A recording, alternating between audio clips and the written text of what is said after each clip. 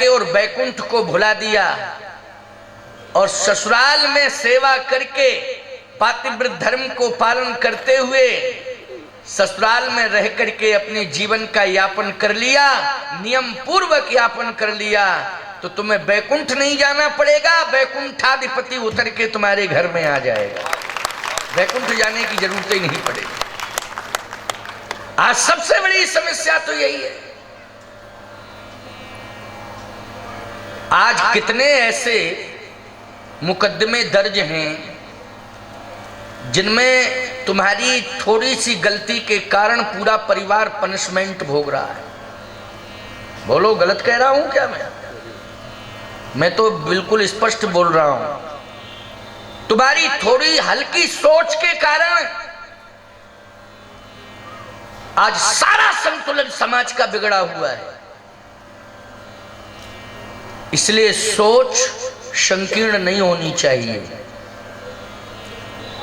सोच में उदारता होनी चाहिए, सोच में केवल परिवार कल्याण नहीं विश्व कल्याण की भावना छिपी होनी चाहिए।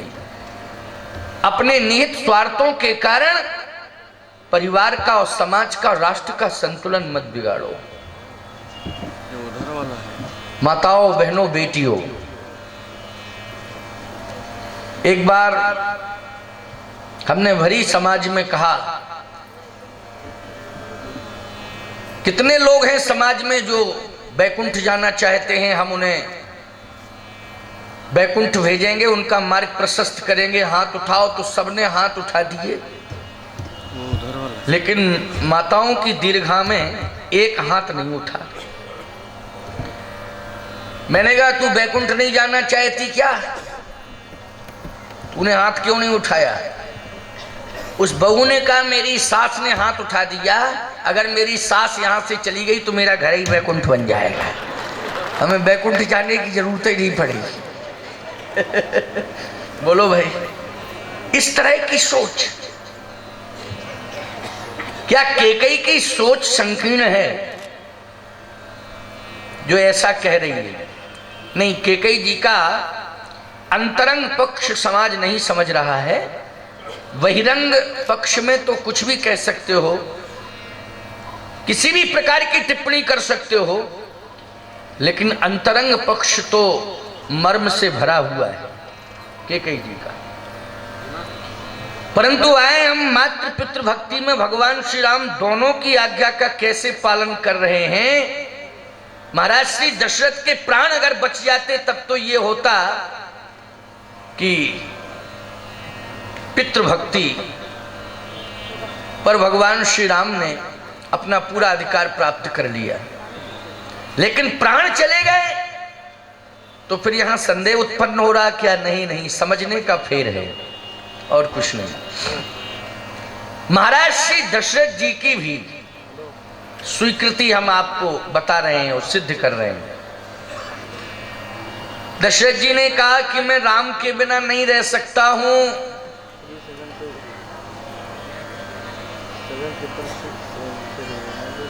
कैकेयी जी ने कहा, ठीक है, कहूं सुभावन छल मन माही, जीवन मोर रामो बिन नाही, जिए मीनु बरुबार बिहीना, मणि बिन फणिक जिए दुख दीना, सब दुख दुसै सहाबो मोही, लोचन ओट रामो जन होई। मैं राम के बिना नहीं रह सकता हूं। हे कैकेयी मांग माथ अवहीं देओ तो ही, राम बिरह जन मार सिमोही। राम के वियोग में मुझे मत मार, मैं राम के बिना नहीं रह सकता हूं। अब एक और आश्चर्य की बात, भगवान शंकर ने पार्वती जी से कहा कि हे पार्वती, देखो क्या हो रहा है अयोध्या में। हे पार्वती, अयोध्या में क्या हो रहा है देखो। पार्वती जी ने कहा मैं देख रही हूं कि कैकेयी जी अपनी जिद पर अड़ी हुई हैं और महाराज ने अपना मस्तक झुका दिया। ये भी अच्छी बात नहीं है कि पत्नी के सामने पति अपना सिर झुका दे। अच्छा बोलो, पत्नी का तो ऐसा व्यक्तित्व होना चाहिए कि उसके पति का सिर उठा रहे, समाज के सामने उठा रहे, परिवार में उठा रहे, कुल खानदान में उठा रहे कि सिर झुके। ऐसी बात नहीं करना चाहिए कि जिससे पति का सिर झुक जाए, और पति को भी ऐसा काम नहीं करना चाहिए जिससे उसकी पत्नी का सिर झुक जाए शर्म के मारे। इसलिए दोनों संतुलन बना के चलें। महाराज ने तो सिर झुका दिया। अब थोड़ी देर बाद महाराज ने सोचा कि पत्नी से हम गिड़गिड़ा रहे हैं, अगर परमात्मा से कहीं गिड़गिड़ा दें तो काम बन जावे। पत्नी के सामने गिड़गिड़ा रहे, वो सुन ही नहीं रही। इसलिए कहता हूं कि संसार के सामने मत रोया करो। ये संसार वाले तुम्हारा रोना धोना बंद नहीं कर पाएंगे, क्योंकि संसार के सामने रोगे तो संसार उपहास करेगा। इसका काम है, इसकी प्रवृत्ति है उपहास करने की, ये उपहास करेगा। लेकिन याद रखना, जिस दिन तुम परमात्मा के सामने रो दोगे तो उस दिन परमात्मा एहसास करेगा और तुम्हारी समस्या का समाधान कर देगा। इसलिए एहसास करने वाला ईश्वर होता है, उपहास करने वाला संसार होता है। तो हमेशा भगवान के सामने रो। हम लोग भी रोते हैं, तुम लोगों को हंसाते हैं, वो हंसते हैं तुम लोगों के सामने, लेकिन भगवान के सामने तो रोते हैं। कहते हैं प्रभु जी मेरे अब गुण चित न धरो। अब गाएंगे नहीं, टाइम नहीं बचा है ना। गाते तो गाना तो खुद जानते हैं थोड़ा बहुत, लेकिन अभी टाइम नहीं है, इसलिए मैं थोड़ा सा कथा को ही विस्तारित कर रहा हूं। भगवान के सामने हम भी रोते हैं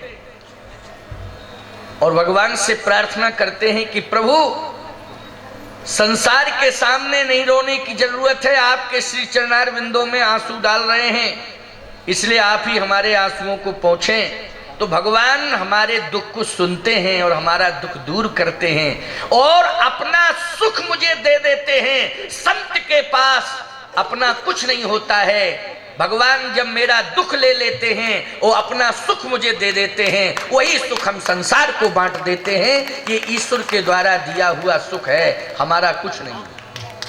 वही प्रसाद रूप में समाज को मिल जाता है, चाहे वाणी से देवें, चाहे दर्शन से देवें, चाहे अपने कर्म से देवें, है ना। किसी भूमिका में संत तुम्हें कुछ दे रहा है तो ये अपना कुछ नहीं दे रहा है, ये परमात्मा का प्रसाद दे रहा है, ये मानना चाहिए। यही वास्तविकता है, बिल्कुल सत्य कह रहा हूं। इसमें कोई संत का पुरुषार्थ नहीं है, परमात्मा की कृपा है। आज दशरथ जी ने सोचा कि इस पत्नी से गिड़गिड़ाना, इससे कहना उचित नहीं है, क्योंकि ये सुन नहीं रही है मेरी। अब तो मुझे भगवान से कहना चाहिए। तो किससे मांगा, किससे कहा? ऐ सुमिरी महेशही। अब शंकर जी का स्मरण किया। सुमिरी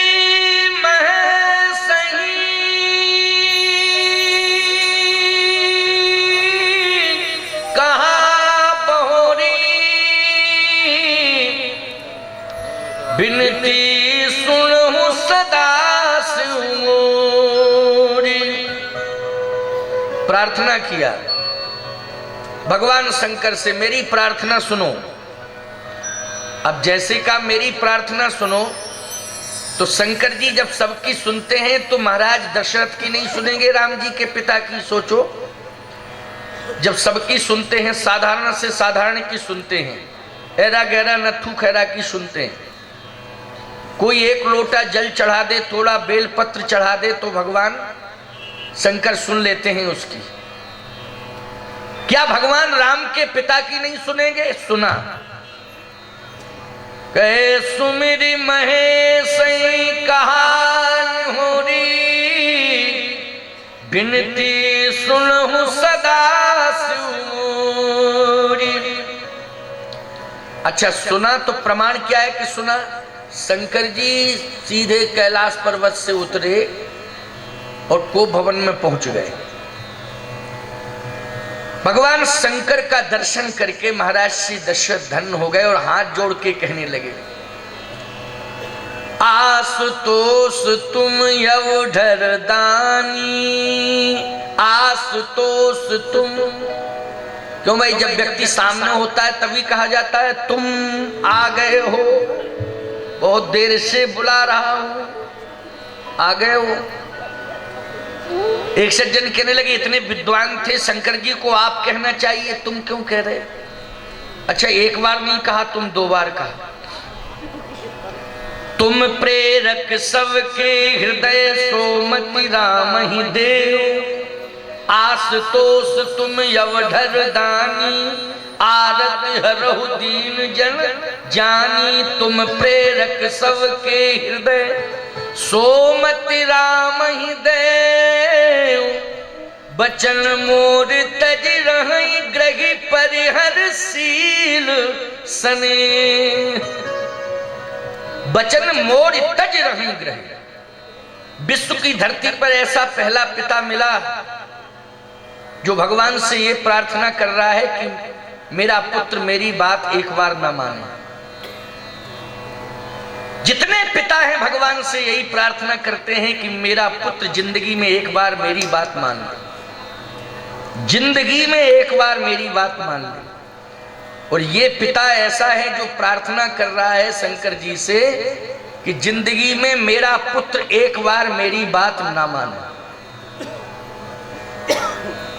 बचन मोर तज रहि ग्रही परिहरशील सने। मेरी बात मेरा बेटा ना माने।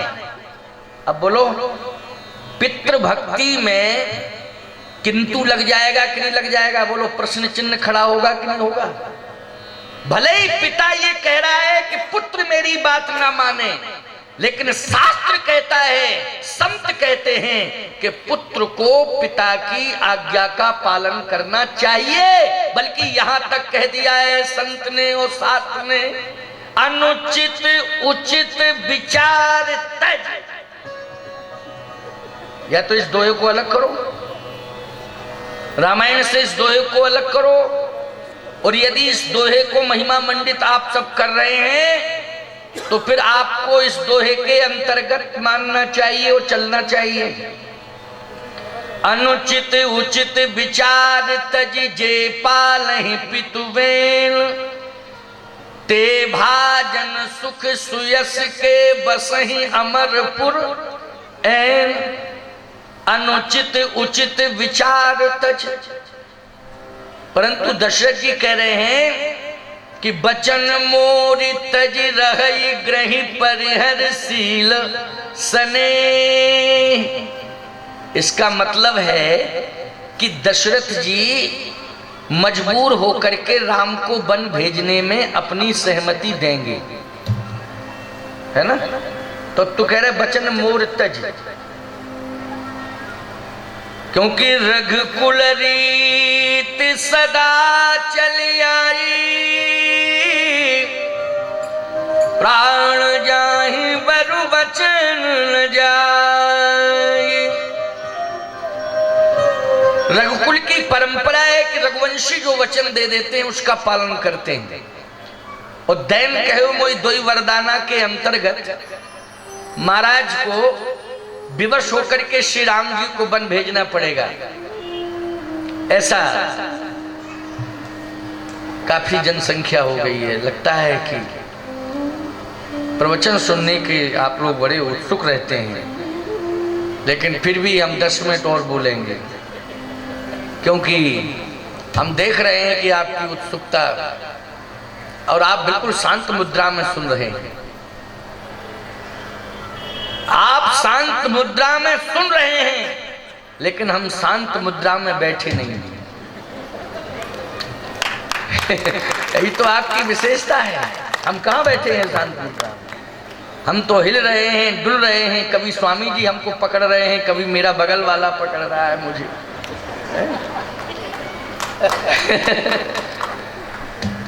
चलिए, ये ठाकुर जी की इच्छा। तो बचन मोर तज रही ग्रही परिहर सील सने। जैसे शंकर जी आए, शंकर जी ने कहा क्या चाहते हो? दशरथ जी ने कहा मैं यह चाहता हूं कि मेरा बेटा बन ना जाए। अगर मैं भी कहूं तो मेरी आज्ञा का उल्लंघन कर दे। बचन मोर तज तज। अब बोलो, दशरथ जी भी भगवान राम को धर्म संकट में डाल रहे कि नहीं डाल रहे? ये बात कहना चाहिए उनको, बचन मोर तज। इसका मतलब ये भी आज्ञा है कि बचन मोर तज तज। हे बेटे, तुम मेरी बात मत मानो, ये भी आज्ञा ही है।